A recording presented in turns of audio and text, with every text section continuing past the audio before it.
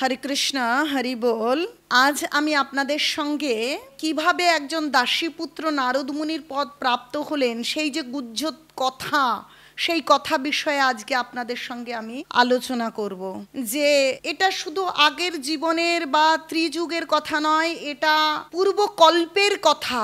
নারদ মুনি উপবর্হান নামক একজন গন্ধর্ব ছিলেন এবং এত সুন্দর দেখতে ছিলেন, অপূর্ব সৌন্দর্যের অধিকারী ছিলেন তিনি। সবাই তার সঙ্গে কথা বলতে, তাকে দর্শন করতে ভীষণ ভালোবাসতেন এবং চিত্ররথ তার 50 জন মেয়েকে তাকে দান করেছিলেন। তো এই উপবর্হান এত সুন্দর গান গাইতেন, তো ব্রহ্মা একবার তার সভায় তাকে গান গাওয়ার জন্য, ভজন করবার জন্য ডেকেছিলেন। তো সেখানে গিয়ে উপবর্হান এত সুন্দর দেখতে এবং সকলেই তার প্রতি আকৃষ্ট হতো, এত সৌন্দর্য ছিল তার। সকলের সঙ্গে তার দেখা, অপ্সরা অপ্সরী সমস্ত কিছু ভরা সভায় গান গাইতে গিয়ে তিনি ভগবানের ভজন না করে সাংসারিক সৌন্দর্য, রূপ ও মাধুর্যের যে গান, সেই গান করলেন এবং তাতে ব্রহ্মা অসন্তুষ্ট হলেন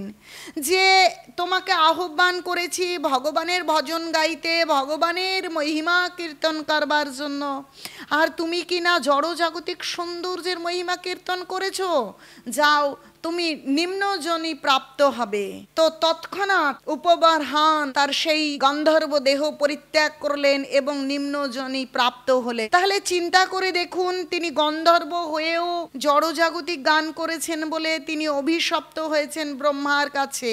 আর আমরা কলিযুগে অলিতে গলিতে সকলে ভগবানের পুজো, দেবদেবীদের পুজো, যে কোনো একটা অজুহাতে সেই জড়জাগতিক গান, জড়জাগতিক সমস্ত আনন্দ বিনোদনকে উপলক্ষ করি এবং সেইভাবে আনন্দ উপভোগ করবার চেষ্টা করি। তাহলে আমাদের ভবিষ্যৎটা কি আছে একবার চিন্তা করে দেখা কর্তব্য আমাদের। যে শ্রেষ্ঠ গন্ধর্ব তিনি নিম্নজনী প্রাপ্ত হলেন, আর আমরা সাধারণ মনুষ্য এই মানব জীবন পেয়েছি ভগবানের ভজনা করবার জন্য। যখন 7ম মাসে মায়ের গর্ভে থাকি তখন মানুষের সঙ্গে ভগবানের সাক্ষাৎ হয় এবং ভগবানের কাছে প্রার্থনা করে যে এই অন্ধকার মাতৃগর্ভ থেকে আমাকে বাইরে নিয়ে এসো ভগবান। যে তুমি বাইরে বেরিয়ে কি করবে? না, আমি তোমার নাম করব, আমাকে এই অন্ধকার থেকে মুক্ত করো। কিন্তু ভূমিষ্ঠ হবার পর আমরা সমস্ত কিছু ভুলে যাই, ভগবানের সঙ্গে সেই প্রতিশ্রুতি এবং শ্রেষ্ঠ মানব জীবনের উদ্দেশ্য সব কিছু ভুলে গিয়ে বাবা মা, দাদা দিদি, ঠাকুমা ঠাকুরদা, দাদু দিদা অনেক কিছু বলতে শিখি, কত জড়জাগতিক গান, নৃত্য, আমরা অভিনয়, নাটক, কত কি শিখি, কিন্তু আমরা ভগবানের ভজনা করতে ভুলে যাই, জীবনের উদ্দেশ্য ভুলে যাই। তাহলে আমাদের ভবিষ্যতে কি রকম দুঃখ দুর্দশা এবং অধঃপতন রয়েছে সেটা আমরা এটা থেকে অনুমান করতে পারি এবং সাবধান হতে পারি যে এখনো সমস্ত কিছু নষ্ট হওয়ার পূর্বে আমাদের ভগবানের ভজনা করা কর্তব্য। তো উপবর্হানের জন্ম হলো কোথায়? দ্রুমিল গোপের পত্নী কলাবতীর গর্ভে জন্মগ্রহণ করেন। তো কোনো কারণে দ্রুমিল গোপ দেহত্যাগ করবার পর কলাবতী ভীষণ সমস্যার মধ্যে পড়লেন। ছোট্ট পুত্র সন্তানকে নিয়ে তাকে প্রতিপালন করবেন কি করে? তো তিনি কি করলেন, এক সাধু সেবা পরায়ণ ব্রাহ্মণের বাড়িতে সেবিকার কাজ নিলেন, মানে দাসীবৃত্তি অবলম্বন করলেন, যে সেখানে থেকে তিনি সন্তানের প্রতিপালন করবেন এবং জীবিকা নির্বাহ করবেন। সেখানে থাকলেন, দাসীর কাজ করতে শুরু করলেন। তো ব্রাহ্মণ সাধু সেবায় সদয় মতি হওয়া ব্রাহ্মণ ছিলেন। তো তার বাড়িতে এই যে চাতুর্মাস্য ব্রত 4 মাস, শ্রাবণ ভাদ্র আশ্বিন এবং কার্তিক, এই চাতুর্মাস্য ব্রতের সময় সাধারণত উচ্চ মার্গের বৈষ্ণব সাধু ভক্তরা তারা এক জায়গায় স্থির থাকেন, তারা ভ্রমণ করেন না। তো ওই গ্রামে যখন দেখলেন যে এই গ্রামে তো ভিক্ষার কোনো সমস্যা নেই 4 মাসে, অতএব সেই গ্রামে ওই ব্রাহ্মণের বাড়িতে কিছু সৎ ভক্ত কিছু বৈষ্ণব সাধু মুনি ঋষি ওই বাড়িতে এসে থাকলেন। তারা ওখানে থাকলেন এবং ভগবানের কথা ভজন কীর্তন তারা সুন্দরভাবে ওই বাড়িতে অবস্থান করলেন। আর ছোট্ট নারদ মুনির পূর্বের জীবন, তিনি ওখানে আছেন মায়ের সঙ্গে। তো সে খুব শান্ত স্বভাবের, অন্য বালকদের মতন চপলতা তার মধ্যে নেই, বাল্য ক্রীড়ায় তার রতি নেই। সে শান্ত সৌম্য স্থির। তার শান্ত সৌম্য স্থিরতা দেখে সাধুরা সবসময় তাকে এটা ওটা কাজ দেয়, তাকে ফাইফরমাস দেয়, একটু জল নিয়ে এসো, একটু এটা দাও, একটু বাসনগুলো ধুয়ে নিয়ে এসো, ফুল আনো, এরকম তাদের তাদের ফাইফরমাস খাটায়। আর ওই ছোট্ট ছেলেটা কি করে, তাদের পা ধুয়ে দেওয়া, তাদের পরিবেশন করা, তাদের এঁঠো পাত্র তুলে নিয়ে আসা, এই সমস্ত সেবা পেয়ে গেলেন। দেখুন, সেই ব্রহ্মার সভায় ব্রহ্মার দ্বারা অভিশপ্ত হলেন, কিন্তু অভিশপ্ত হয়ে তিনি শ্রেষ্ঠ জীবনের যে শ্রেষ্ঠ সেবা, সাধু সেবা করবার মতন এক অধিকার পেলেন। তিনি সাধু সেবা করছেন এবং তাদের এঁটো পাত্র ধুয়ে নিয়ে আসেন, এবং তাদের প্রসাদ পাওয়া হয়ে গেলে সেই এঁটো পাত্রে যা প্রসাদ থাকে সেইগুলোকে একত্রিত করে সে পায়।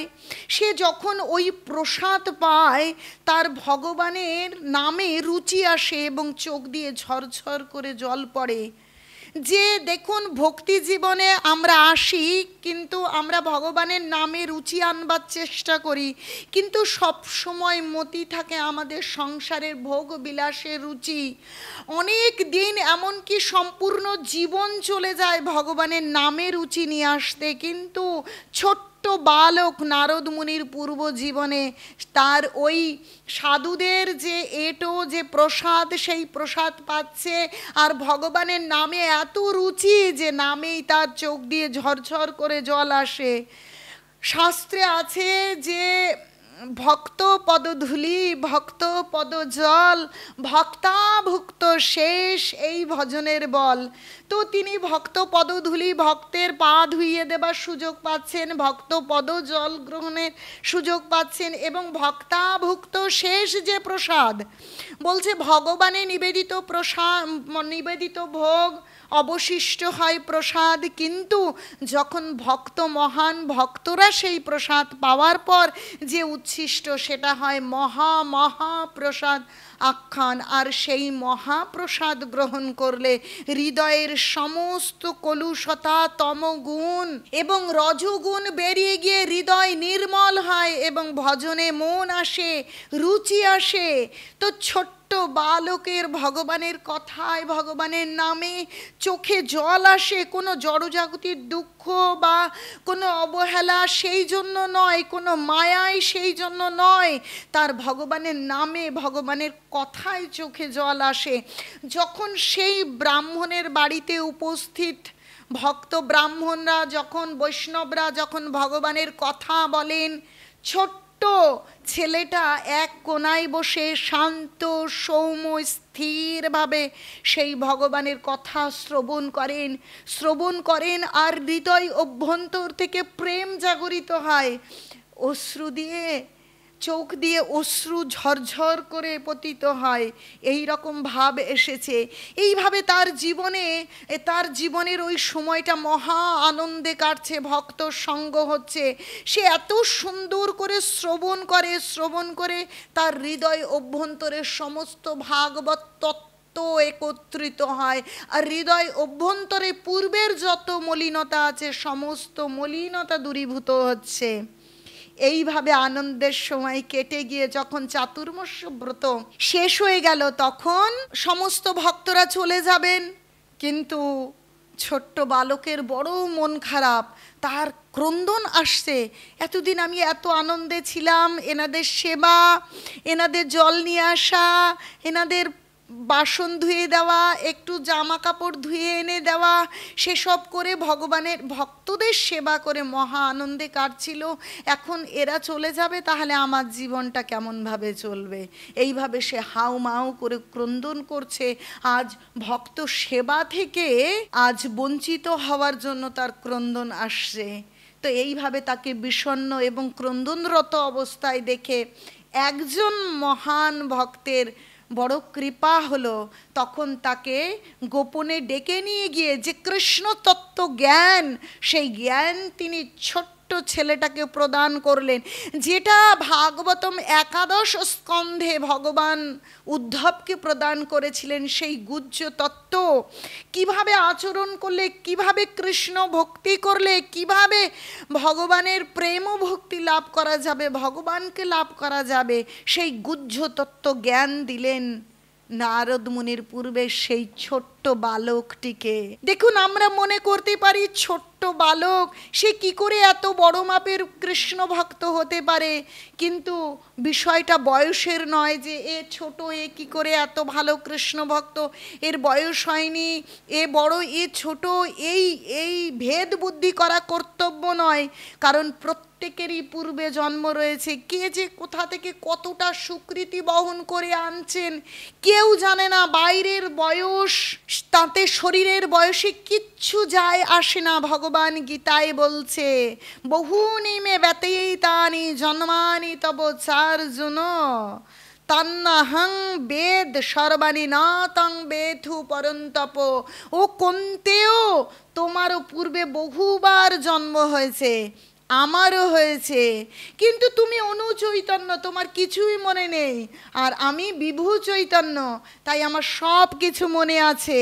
তাহলে চিন্তা করে দেখুন, আমরা ভাবি এ তো বয়স হয়েছে, এর বয়স অল্প, এরকম নয়। যিনি বয়সে বৃদ্ধ তাকে প্রণাম করব, আর ছোট বাচ্চা না, এরকম কোনো বিষয় নয়। কারণ পূর্বে অনেক জীবন পার করে এসেছে, কার মধ্যে যে কতটা ভগবত জ্ঞান রয়েছে, কতটা ভক্তি রয়েছে আমরা কিচ্ছু জানি না। তাই সকলকে শ্রদ্ধার দৃষ্টি, সকলকে সম্মান প্রদর্শন করবার জন্য ভগবান বলছেন, বিদ্যা বিনয় সম্পন্নে ব্রাহ্মণে গবিহস্তিনি শুনি চৈব স্বপাকে চ পণ্ডিত সমদর্শিনী। যে সকলকে সমদৃষ্টি প্রদর্শন করো, বিদ্যা বিনয় সম্পন্ন ব্রাহ্মণ, এবং কি শূদ্র, কি ব্রাহ্মণ, কি চণ্ডাল, কি হাতি, কি গরু, কি কুকুর, কোনো ভেদ বুদ্ধি করা কর্তব্য নয়। কারণ প্রত্যেকের হৃদয়ে ভগবানের আত্মা এবং পরমাত্মা রয়েছে। কে যে কৃষ্ণ ভক্তিতে কতটা প্রবীণ, তার বয়স, তার চুল পেকেছে কিনা, তার শরীরের বয়স দিয়ে কখনো মূল্যায়ন করা যাবে না। কারণ পূর্বে অনেক জীবন পার করে এসেছি আমরা সকলে। তাই প্রত্যেকের প্রতি সম্মান প্রদর্শন করার জন্য ভগবান তথা মহাজনেরা আমাদের নির্দেশ প্রদান করছেন। তো নারদ মুনি যখন এইভাবে ক্রন্দন করছেন, মহান এক ভক্ত তাকে গুহ্য তত্ত্ব জ্ঞান প্রদান করছেন যে কিভাবে কৃষ্ণ ভক্তি অর্জন করা যাবে, কৃষ্ণ প্রেম ও ভক্তি লাভ করা যাবে। এইভাবে জ্ঞান প্রদান করে তারা তো চলে গিয়েছেন। আর ছোট্ট শিশু ভগবানের নামে একাগ্র চিত্ত হয়ে নিমগ্ন হয়েছে। যে ভগবানের নাম লীলা স্মরণ, এটাই মানব জীবনের শ্রেষ্ঠ উদ্দেশ্য। কি দাসী পুত্র, কি বড় শিল্পপতির পুত্র, কি ডাক্তার, কি ইঞ্জিনিয়ার, কোনো ভেদ নেই। এই মনুষ্য শরীরের শ্রেষ্ঠ উদ্দেশ্য ভগবানের নাম, ভগবানের চরণ, ভগবানকে স্মরণ, ভগবানের সেবা, এটাই এই জীবনের শ্রেষ্ঠ উদ্দেশ্য। তাই ছোট্ট শিশু সে একাগ্রচিত্ত হয়ে ভগবানের নামে, ভগবানের চিন্তায় নিমগ্ন হয়েছে। কিন্তু বলছে যে যদি ভক্তি জীবন কেউ করতে চায়, তাহলে প্রতিকূলতা, নিন্দুক বা যারা প্রতিকূলতা প্রদান করে তারা কখনো শত্রু নয়, তারা হচ্ছে বন্ধু। সাধারণভাবে মনে হয় যারা নিন্দা করে, সমালোচনা করে, ভক্তি জীবনে বাধা প্রদান করে, সাধারণভাবে মনে হয় তারা আমাদের শত্রু। কিন্তু জানেন তো, প্রকৃত শত্রু তারা নয় যারা নিন্দা করছে, সমালোচনা করছে, তারা অনেক বেশি শক্তি প্রদান করছে, কৃষ্ণ ভক্তিতে দৃঢ়তা প্রদান করছে। কিন্তু শত্রু সে যে বড্ড বেশি ভালোবাসছে, বড্ড মায়ার বন্ধনে আবদ্ধ করে রাখছে। তাই ওই ছোট্ট বালকের একটাই সমস্যা, একটাই মায়ার বন্ধন, একটাই শত্রুতা, তার মা। তার মা তাকে এত ভালোবাসে, একমাত্র সহায় সম্বল, সবসময় বাচ্চার কথা চিন্তা করছে। তুই খেলি কি, তুই কি করছিস, খেয়ে যা। এই সব সমস্ত সময় সে মাতৃত্বে, সে স্নেহে বাৎসল্যে সবসময় নারদ মুনির তত্ত্বাবধান করছে। কিন্তু নারদ মুনি তো বাইরে থেকে দেখতে ছোট, কিন্তু সে ভক্তিতে প্রবীণ। কারণ সাধুর সঙ্গ যে মিলেছে, সাধুর কৃপা পেয়ে গিয়েছে সে, তাই তার ওই যে মায়া, ওই যে ভালোবাসা, তাতে সে ভগবানের সেবায়, ভগবানের চিন্তনে, ভগবানের সেবায়, ভগবানের নাম, ভগবানের স্মরণে একাগ্রচিত্ত হতে পারছে না। তাই ভগবানের কাছে প্রার্থনা করছে, হে কৃষ্ণ, আমাকে নিশ্চিন্ত হয়ে ভগবানের চিন্তায় নিমগ্ন হওয়ার সুযোগ দিন। আমি ভগবানকে স্মরণ করতে চাই একাগ্রচিত্ত হয়ে। তো এইভাবে তিনি ভগবানের কাছে প্রার্থনা করছেন। আমরা আমাদের কোনো সমস্যা আসলে এই কোনো মানুষের কাছে, বন্ধু বান্ধব, আত্মীয় পরিজনের কাছে অভিযোগ জানাই, কিন্তু সেই অভিযোগে কোনোদিন আমাদের কোনো সমস্যার সমাধান হতে পারে না। আমরা বুঝতে পারি না আমাদের জীবনের সমস্যাগুলোকে নিয়ে বন্ধু, ভাই, আত্মীয় পরিজন, পিতা মাতার কাছে যাই, কিন্তু সেই সমস্যা আরো বেশি জটিল থেকে জটিলতর হয়ে যায়।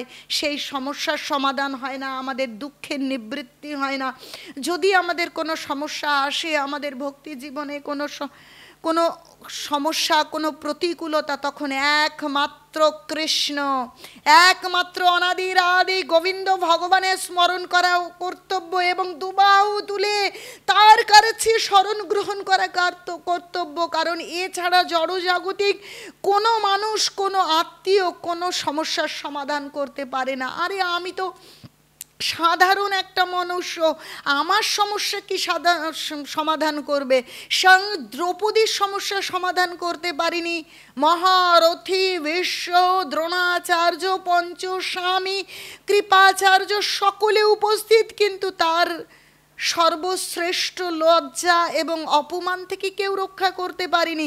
তাহলে আমাদের দুঃখ, দুর্দশা, সমস্যা থেকে এই জড়জাগতিক মানুষ আমাদের সমস্যার সমাধান করে দেবেন, এটা কি হতে পারে?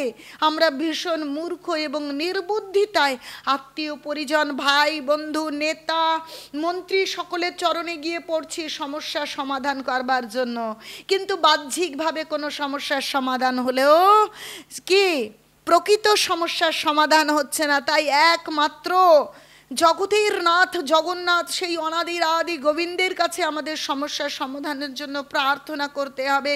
হে জনার্দন, হে কৃষ্ণ, হে গোবিন্দ, তুমি কৃপা করো, আমার সমস্ত প্রতিকূলতা কেড়ে নিয়ে আমাকে কৃষ্ণ ভক্তিতে একাগ্রচিত্ত করো। আমি যেন ভগবানের ভজনা করতে পারি, ভগবানের নাম রূপ মহিমা স্মরণ করতে পারি, আমাকে এই সুযোগ প্রদান করো। আমি আর কোনো কিচ্ছু চাই না, কিচ্ছু আমার জীবনে আর চাইবার নেই। এইভাবে যদি আমরা প্রার্থনা করি, অবশ্যই আমাদের প্রার্থনা ভগবান শুনবেন এবং কৃপা করবেন। তার সব থেকে বড় উদাহরণ নারদ মুনির পূর্ব জীবন। এইভাবে তিনি ভগবানের কাছে প্রার্থনা করেছেন যে আমার মায়ের বাৎসল্য, তার মায়াই আমাকে ভগবানের স্মরণে বাধা প্রদান করছে। তো একদিন তিনি শ্রবণ করলেন যে তার মা গো দহন করতে যখন যাচ্ছিলেন, তখন রাস্তার মধ্যে সর্প তাকে দংশন করেছে এবং তিনি দেহত্যাগ করেছেন। তিনি ভগবানকে প্রণাম করলেন এবং বুঝতে পারলেন অশেষ কৃপা এসেছে ভগবানের। দেখুন ভক্তরা মায়ের মৃত্যুকেও কৃপা বলে গ্রহণ করে। যত দুঃখ আসুক, ভালো হোক মন্দ হোক, সুখ আসুক দুঃখ আসুক, সমস্ত কিছুকে ভগবানের কৃপা বলে গ্রহণ করে। আমার জন্য যেটা মঙ্গল, জড়জাগতিকভাবে দেখতে যেটা অমঙ্গল সেটাই অমঙ্গল নয়, আমার জন্য যেটাই মঙ্গল সেটাই অনাদির আদি গোবিন্দ করবেন। কারণ আমরা সাধারণ সামান্য একটু 100 মিটার 200 মিটার দেখতে পাচ্ছি, আর কৃষ্ণ আমাদের ভূত ভবিষ্যৎ সমস্ত কিছু জানেন। তাই আমাদের জন্য যেটা অদূর ভবিষ্যৎ, যেটা মঙ্গল, তিনি সেটা করবেন। আমাদের কাছে সেটা দুঃখদায়ক হলেও এই বিশ্বাস থাকতে হবে, বলছে যে অবশ্য রক্ষিবে কৃষ্ণ বিশ্বাস পালন। তাই সেটা বড় কৃপা হয়েছে, নারদ মুনি কৃপা বলে গ্রহণ করলেন এবং একাগ্র চিত্ত হলেন। মায়ের মৃত্যুর পর তিনি কি করলেন, উত্তর দিকে যাত্রা করলেন। ছোট্ট 5 বৎসর বালকের বয়স, তিনি সমস্ত দ্বিধা দ্বন্দ্ব ভয়কে উপেক্ষা করে উত্তর দিক চলতে শুরু করলেন। এবং চলতে চলতে সমস্ত নগর গ্রাম পাড়িয়ে জঙ্গল ঘন থেকে ঘন হতে শুরু করলো।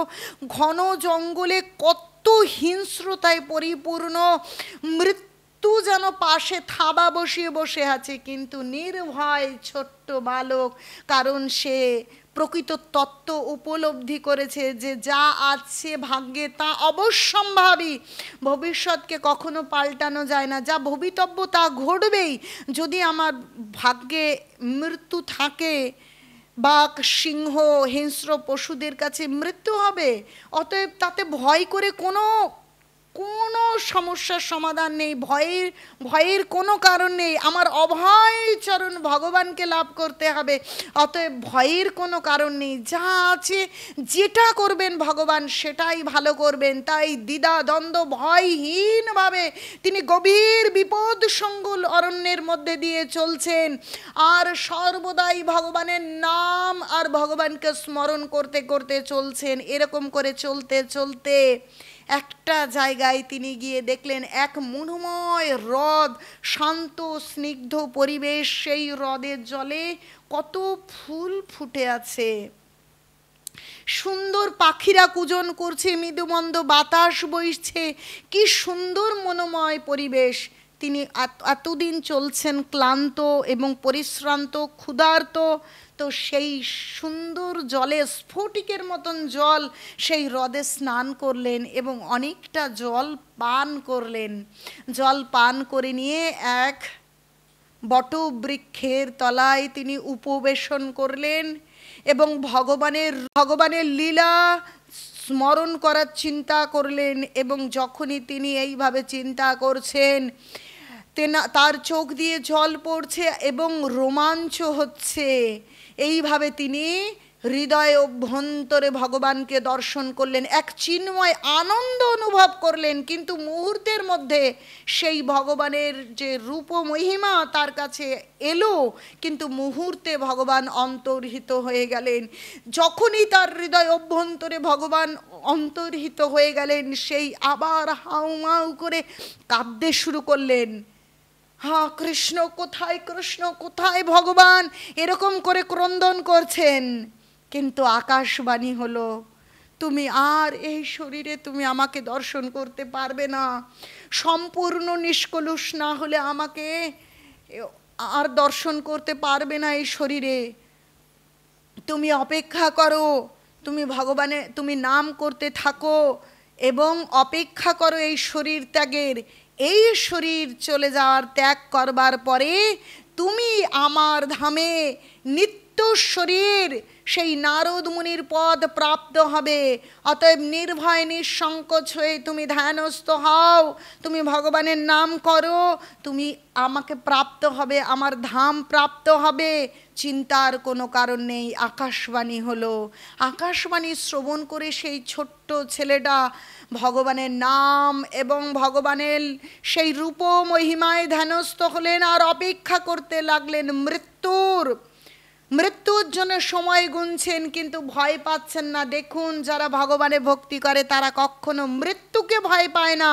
তাদের মৃত্যু কোনো কষ্ট বা যন্ত্রণার নয়, সেই মৃত্যু তাকে ভগবানের কাছে নিয়ে যাবে, ভগবানের নিত্য সেবা প্রদান করবে। অতএব সে মৃত্যুকে কখনো ভয় পায় না।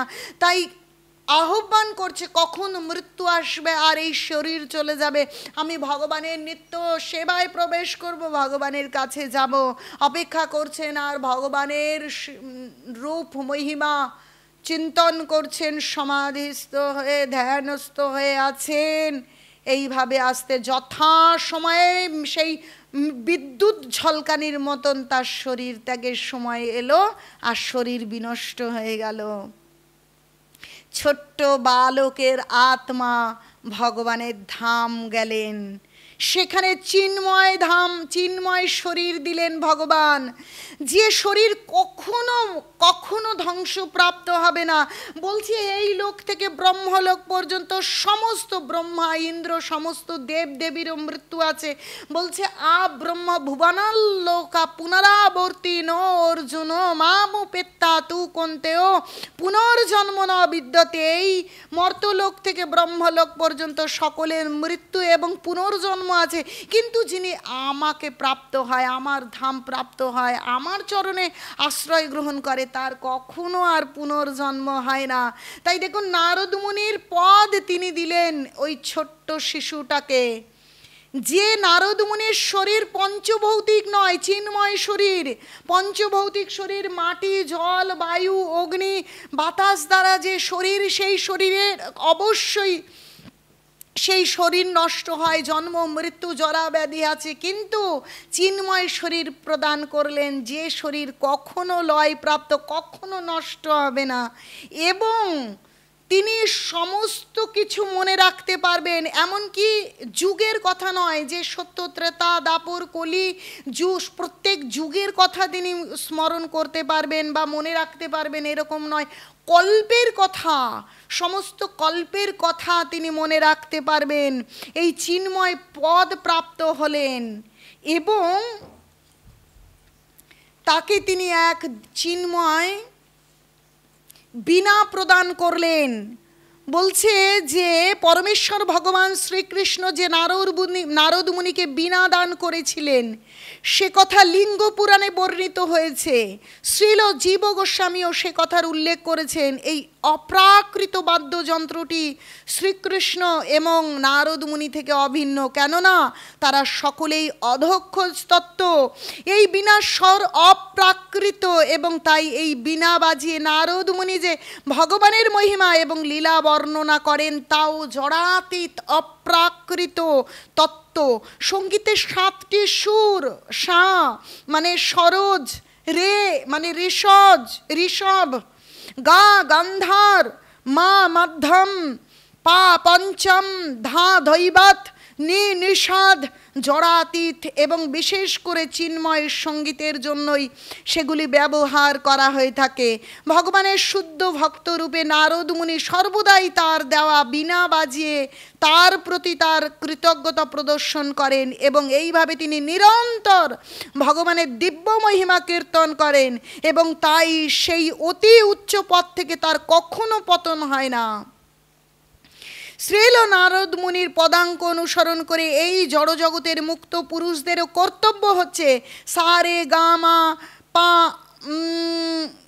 আদি সপ্তস্বরের যথাযথ সদ্ব্যবহার করে নিরন্তর পরমেশ্বর ভগবানের মহিমা কীর্তন করা, যে নির্দেশ ভগবান নিজেও ভগবদ্ গীতায় দিয়েছেন। দেখুন, এই যে হারমোনিয়াম, বীণা, তানপুরা, যে বাদ্যযন্ত্রই বলুন, সব জায়গায় সেই 7টি সুর সা রে গা মা পা ধা নি, এই 7টা সুর দিয়ে এই সমস্ত সঙ্গীত সৃষ্টি হয়েছে। এই 7টা সুর ভগবান প্রদান করেছেন নারদ মুনির মধ্যে দিয়ে আমাদেরকে।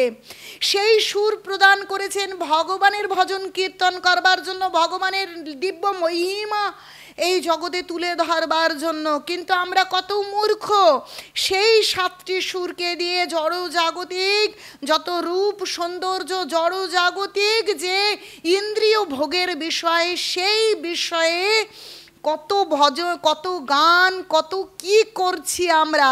তাহলে চিন্তা করুন, কিন্তু নারদ মুনিকে দিয়েছে ভগবানের ভজন করবার জন্য, আর সেইখান থেকে পরম্পরা ধারায় আমরা সেই সঙ্গীতের মূল যে মন্ত্র 7 সুর সেটা পেয়েছি। তাহলে সেই সুরটাকে, সেই যে 7টা বীজ যে সুরের, সেই 7টা সুর দিয়ে কি জড়জাগতিক গান করা কর্তব্য? আর জড়জাগতিক গান করলে কি ফল হবে সেটা তার সেই গন্ধর্ব জীবনের কাহিনীতে আমরা স্পষ্ট দেখতে পাই, যে তিনি গন্ধর্ব লেখে থেকে তিনি জড়জাগতিক রূপ সৌন্দর্যে, তিনি অপ্সরা অপ্সরীদের রূপ সৌন্দর্যে, নিজের সৌন্দর্যে অভিভূত হয়ে সেই গান করেছিলেন বলে তিনি দাসী পুত্র রূপে জন্মগ্রহণ করেছিলেন। আর আমরা এই জগতে কি করছি? সেই সুরে এই জড়জাগতিক, বিশেষ করে ইন্দ্রিয় তর্পণ, ইন্দ্রিয় তৃপ্তি এবং বিশেষ করে যৌনতাকে উপভোগ করবার জন্য নানাবিধ সঙ্গীতের রচনা এবং সৃষ্টি করছি। তাহলে আমাদের কি ভবিষ্যৎ রয়েছে? আমাদের কর্তব্য ভাগবত অধ্যয়ন করা এবং ভাগবতম থেকে শিক্ষা গ্রহণ করা। এই নারদ মুনির কাহিনী ভাগবতমের প্রথম স্কন্ধের 6ষ্ঠ অধ্যায়ে সুন্দর করে রচনা করা রয়েছে, যে আমরা যেন আমাদের জীবনে যা কিছু ভালো সুর, গান, তাল, ছন্দ সমস্ত কিছু ভগবানকে নিবেদন করি, সমস্ত বিদ্যা বুদ্ধি সমস্ত কিছু ভগবানকে নিবেদন করি, তবেই এই মানব জীবনের সার্থকতা কিন্তু আমরা বুঝতে পারছি না। এই মানব জীবন পেয়ে সেই আসল সম্পদের দিকে না এগিয়ে আসল মূল্যের দিকে, বলছে আমরা কাঁচ আর হীরা রয়েছে, কিন্তু হীরাকে বারবার দেখেও সেই দিকে না দেখে কাঁচ নিয়ে টানাটানি করছি। চিন্তা করে দেখুন তো, আপনারা যখন ভাঙড়িওয়ালা ভাঙা জিনিস কিনতে আসে, সমস্ত জিনিসের থেকে কম দামে বিক্রি হয় কাঁচ, আর সেই কাঁচ আর হীরার মধ্যে আমরা হীরাকে ছেড়ে কাঁচকে নিয়ে টানাটানি করছি। তাহলে কি আমরা পশুর থেকে আরও নিম্ন হয়ে যাচ্ছি কি না আমরা মূল্য বুঝতে পারছি না। তাই আমাদের হীরার দিকে এগিয়ে যাওয়া উচিত। হীরা মানে এই জীবনের সমস্ত কিছু ভগবানের চরণে অর্পণ করে ভগবত ভক্তি সাধন করা কর্তব্য। ভগবান ভক্তি সাধন করবার জন্য নিরন্তর হরিনাম, কারণ এই কলিযুগে ধ্যান, যজ্ঞ, তপস্যা করতে পারবো না। কি দিয়ে তপস্যা করব? কোনো ভালো বস্তু, সব কিছুতে ভেজাল, সব কিছুতে রাসায়নিক। কোথায় আমরা কি ভালো বস্তু পাবো? আর কোন বিষয় দিয়ে আমরা যজ্ঞ করব, কিভাবে তপস্যা করব? চিন্তা করে দেখুন, কৃষ্ণকে সন্তান রূপে পাবার জন্য কৃষ্ণের মাতা দেবকী বসুদেব কি করেছিলেন? 12,000 দিব্যযুগ শুষ্ক পাতা আর জল বায়ু সেবন করে তারা তপস্যা করেছিল। আর আমাদের আয়ুই তো কোথায় 50-60 বছর, রোগে উপদ্রিত, জড়জাগতিক দুঃখ ক্লেশে কখন আমরা কিভাবে ধ্যান করা সম্ভব? তাই ভগবান বড় কৃপাময়, সেই রাধা কৃষ্ণ মিলিত তনু শ্রী গৌর সুন্দর এই কলিযুগে আসলেন, আর আমাদের অপারকতা, আমাদের দুর্বলতা, আমাদের অক্ষমতাকে কৃপা করলেন যে আমরা কখনো ধ্যান, যজ্ঞ, তপস্যা করতে পারবো না। এই কলিযুগের মানুষ আমরা এদিক থেকে অক্ষম, তাই আমাদের জন্য মহান গুণ এবং কৃপা প্রদান করলেন কি? হরি নাম, নাম রূপ যজ্ঞ। আমরা যদি নামকে গ্রহণ করি তাহলেই আমরা ভগবানের সেবা, ভগবানকে পেতে পারি। তাই সকলে ভগবানের নাম করুন। যার যদি কারো গান করবার শক্তি থাকে, সুর, তাল, লয়, ছন্দ এবং বাদ্য বাজানোর সক্ষমতা থাকে, তাহলে ভগবানের উদ্দেশ্যে ভগবানের নাম, ভগবানের রূপ, লীলা, মহিমা গায়ন করুন আর কীর্তন করুন, আর এই মানব জীবন সার্থক করুন। নিতাই গৌর সীতানাথ প্রেমানন্দে। হরি হরি বল, হরি হরি বল। তাহলে আপনারা বুঝতে পারলেন কি করে একজন দাসী পুত্র সেই চিন্ময় পদ, নারদ মুনির পদ প্রাপ্ত হলেন, যিনি সমস্ত বিচরণ করেন নির্দ্বিধায় বাধাহীনভাবে, তার কোনো যান, কোনো এরোপ্লেন, কোনো কি কার্পেট প্রয়োজন হয় না, সেই আলাদিনের সেই গল্পের মতন কোনো কার্পেট প্রয়োজন নেই, কোনো উড়োজাহাজ, কোনো বাহন প্রয়োজন নেই। তিনি স্বর্গ, মর্ত, পাতাল, যেখানে খুশি যখন খুশি তিনি বিচরণ করেন। কিন্তু তিনি বিচরণ করেন কখনো অন্য বিষয়ে নয়, সর্বত্র ভ্রমণ করেন কৃষ্ণ ভাবনাকে প্রচার করবার জন্য এবং ভগবানকে পাইয়ে দেবার জন্য। তিনি কি করেছেন চিন্তা করে দেখুন। সেই ধ্রুব মহারাজকে তিনি কৃষ্ণের সঙ্গে সাক্ষাৎ পাইয়ে দেবার জন্য তিনি গুরুদেব হয়ে মন্ত্র প্রদান করেছেন। কোথায় প্রহ্লাদ মহারাজকে কৃপা করেছেন, কোন সেই শিকারী বনের বেদ তাকে পর্যন্ত কৃপা করে সেই পরম পদ সাধুতে উত্তীর্ণ করেছেন। তাহলে কত মহান দেখুন। তিনি কৃষ্ণ ভাবনা প্রচারের জন্য সমস্ত জগতে ভ্রমণ করেন আর সর্বদাই কৃষ্ণ মহিমা কীর্তন করেন। সদাই নারায়ণ নারায়ণ নারায়ণ বলতে বলতে তিনি ঘুরে বেড়ান। দেখুন সর্বদা তার মুখে হরিনাম। তাই আমাদের সর্বত্র ভ্রমণ, কখনোই ভগবানের নাম, ভগবানের কথা, ভগবানের উদ্দেশ্যবিহীনভাবে কোথাও বিচরণ করা কর্তব্য নয়। কোনো জড় জাগতিক ভ্রমণের কোনো কর্তব্য নয়, কোথাও ভ্রমণ করা উদ্দেশ্য নয়। উদ্দেশ্য ভগবানের কথা, ভগবানের নাম এবং ভগবানের মহিমা প্রচার করা এবং মহিমা শ্রবণ করা। তবেই এই মানব জীবন ধন্য হবে। চলুন আমরা সকলে কৃষ্ণ ভাবনাময় হই আর এই মনুষ্য জীবনের শ্রেষ্ঠত্ব লাভ করি, কৃষ্ণ চরণ লাভ করি। নিতাই গৌর প্রেমানন্দে হরি হরি বল।